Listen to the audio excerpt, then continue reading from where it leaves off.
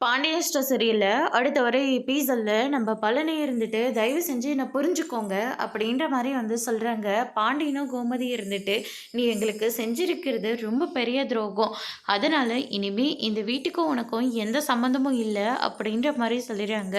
அதுக்கு அடுத்ததா நம்ம கதிர் இருந்துட்டு, அவர் தான் சொல்றாருல்ல, அவருக்கும் இதுக்கும் எந்த சம்மந்தமும் இல்லன்னு.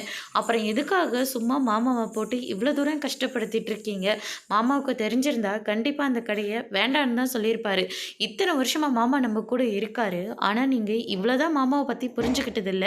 அப்படின்னு சொல்லிட்டு நம்ப கதிர் இருந்துட்டு பழனிக்கு சப்போர்ட் பண்ணி வீட்ல பாண்டியன் கிட்ட வந்து பேசிக்கிட்டு இருக்காங்க. "டேய்! நீ கொஞ்ச நேரம் சும்மா இருடா. உனக்கு ஒண்ணுமே தெரியாது. யார் என்ன பேசினாலும் நீ வந்து முன்னாடி மட்டும் தான் உனக்கு நிக்க தெரியும். ஆனா, இவன் அந்த கடையில எவ்வளோ சந்தோஷமா இருந்தான்னு தெரியுமா? அந்த வழியில தானே என்னுடைய கடையும் இருக்கு. ஏன் இவனுக்கு தெரியவே தெரியாதா? போய் சொல்லியிருக்கலாம்ல. இந்த கடையில தான் என் மச்சானோட கடையும் இருக்கு. இங்க எதுக்காக கடை வச்சிருக்கீங்கன்னு கேட்டிருக்கலாம்ல. ஐயோ மச்சான்! நான் கேட்டேன். வேண்டான்னு தான் சொன்னேன்.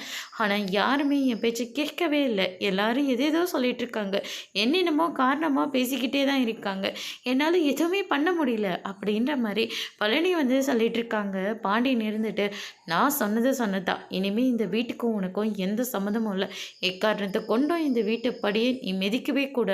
அப்படின்ற மாரி வந்து சொல்லிடுறாங்க.